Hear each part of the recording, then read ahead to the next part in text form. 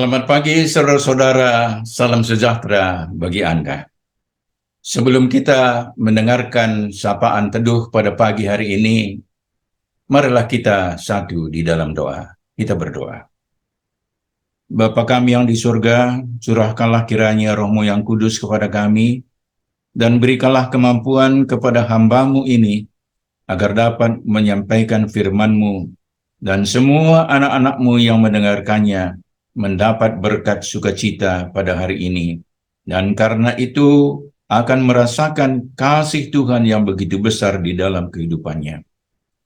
Inilah doa kami ya Bapa, yang kami sampaikan di dalam nama Tuhan kami, Yesus Kristus. Amin. Saudara-saudara yang terkasih, firman Tuhan yang menjadi dasar renungan kita pada pagi hari ini terambil dari kitab Nabi Yesaya pasal 43 ayat 10 yang berbunyi sebagai berikut. Kamu inilah saksi-saksiku, demikianlah firman Tuhan, dan hambaku yang telah kupilih, supaya kamu tahu dan percaya kepadaku, dan mengerti bahwa aku tetap Dia. Sebelum aku tidak ada Allah dibentuk, dan sesudah aku tidak akan ada lagi.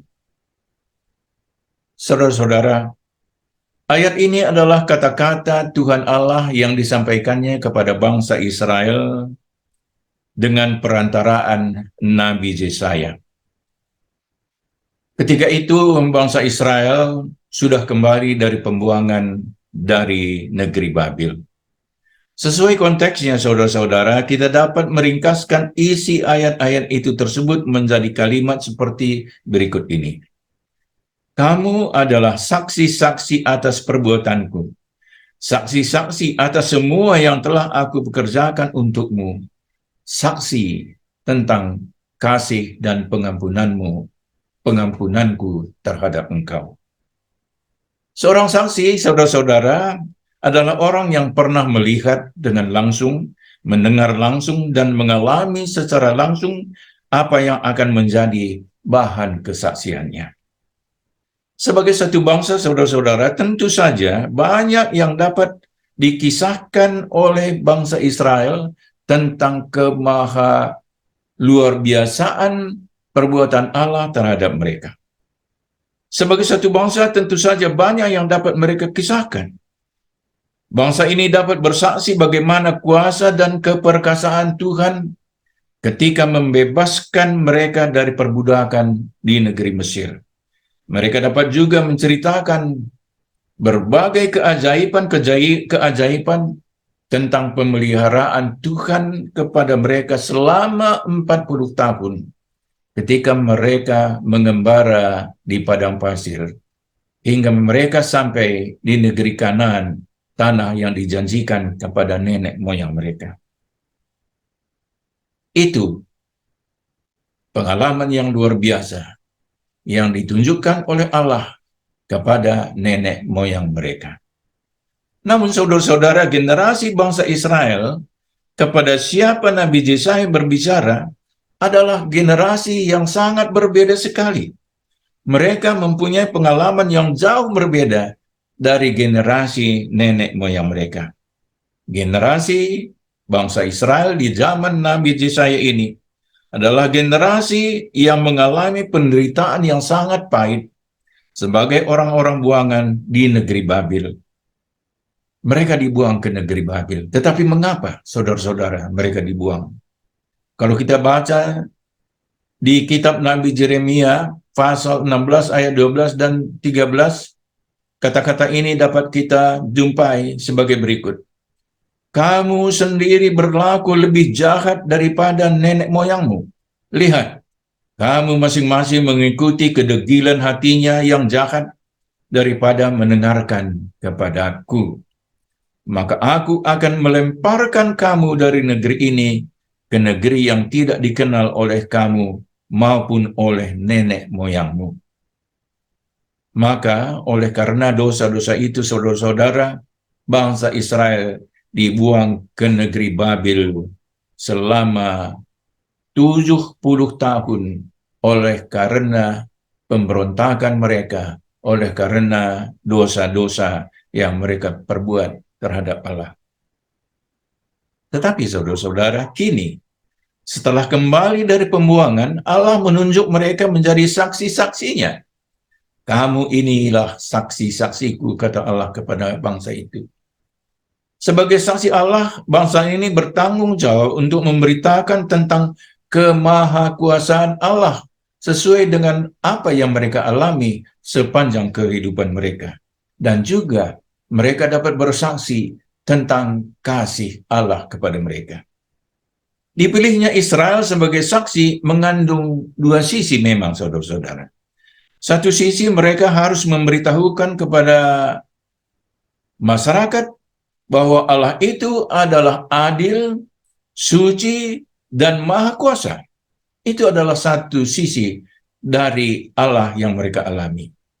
Dia menghukum berat karena kesalahan yang dibuat oleh umatnya, hingga membuang mereka ke perbudakan sampai 70 tahun lamanya di negeri Babil. Tetapi saudara-saudara, setelah menghukum mereka, Allah juga sanggup dan berkuasa untuk mengembalikan mereka ke negeri mereka dengan cara yang tidak terduga-duga sama sekali, yaitu dengan memakai Raja Kores sebagai alatnya. Orang asing yang menolong mereka, orang asing yang tidak mengenal Yahweh sama sekali. Itu berarti bahwa Tuhan itu ajaib, dan Dia dapat menolong kita dengan cara yang tidak kita duga sama sekali. Sama seperti pembebasan bangsa Israel dari Babil, dipakainya bangsa lain yang bukan sebangsa dengan bangsa Israel. Alat yang tidak diduga sama sekali dipakai oleh Allah untuk membebaskan bangsanya. Itu adalah sisi pertama dari kesaksian bangsa Israel. Sisi kedua dari kesaksian itu adalah suatu pernyataan bahwa kasih Allah kepada umatnya tidak terhingga. Meskipun telah menyakiti hati Allah dengan dosa-dosa mereka, mereka tetap memperoleh pengampunan dari Allah, oleh karena Allah tetap mengasihi mereka. Saksian ini jugalah saudara-saudara yang sampai kepada kita pada zaman kita ini. Tuhan sudah mengampuni kita melalui pengorbanan putranya, Tuhan kita Yesus Kristus. Dia tidak mengingat-ingat dosa-dosa yang kita telah perbuat di masa-masa yang lalu.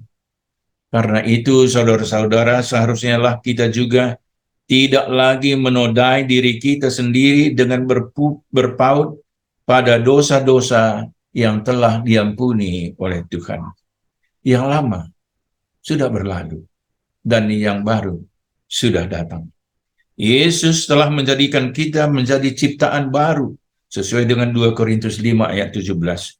Oleh karena itu, marilah kita hidup dalam pembaruan yang telah diadakannya, hidup dalam terang kebenarannya, dan jadi saksi-saksinya, memberitakan kebenarannya, memberitakan kuasanya, memberitakan kasihnya yang begitu besar.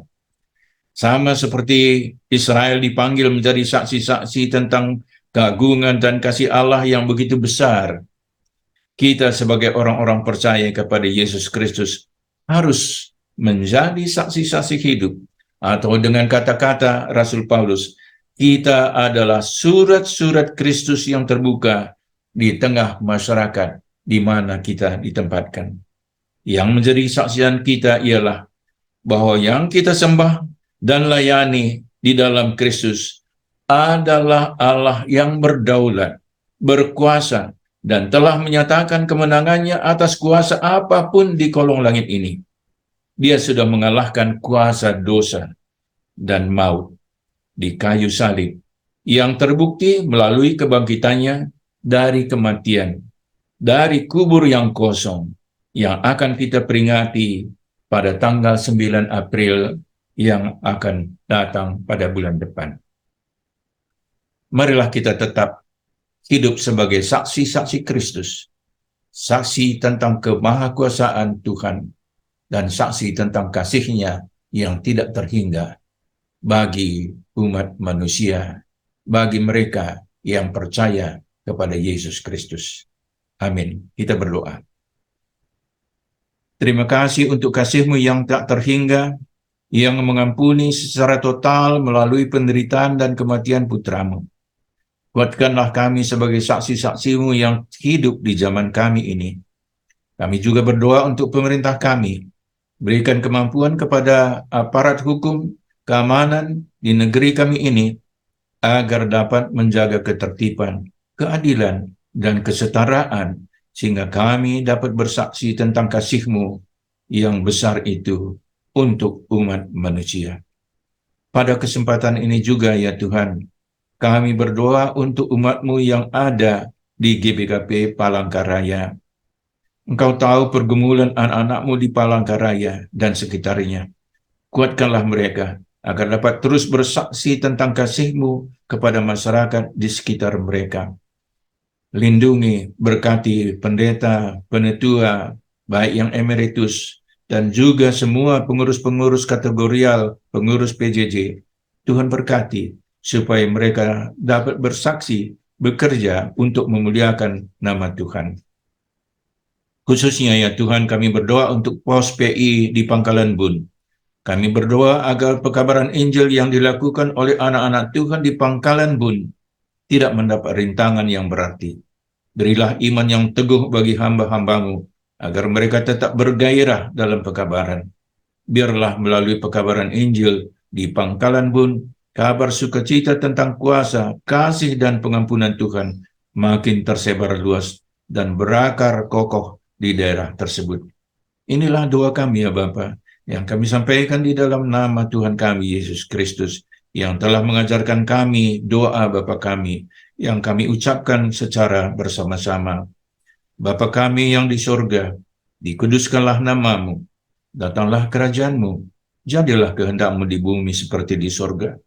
Berikanlah kami pada hari ini makanan kami yang secukupnya, dan ampunilah kami akan kesalahan kami, seperti kami juga mengampuni orang yang bersalah kepada kami.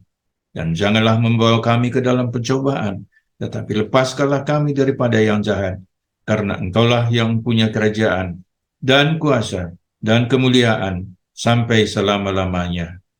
Amin. Salam saudara-saudara, salam bekerja, selamat bersaksi di tengah-tengah masyarakat. Tuhan memberkati. Amin.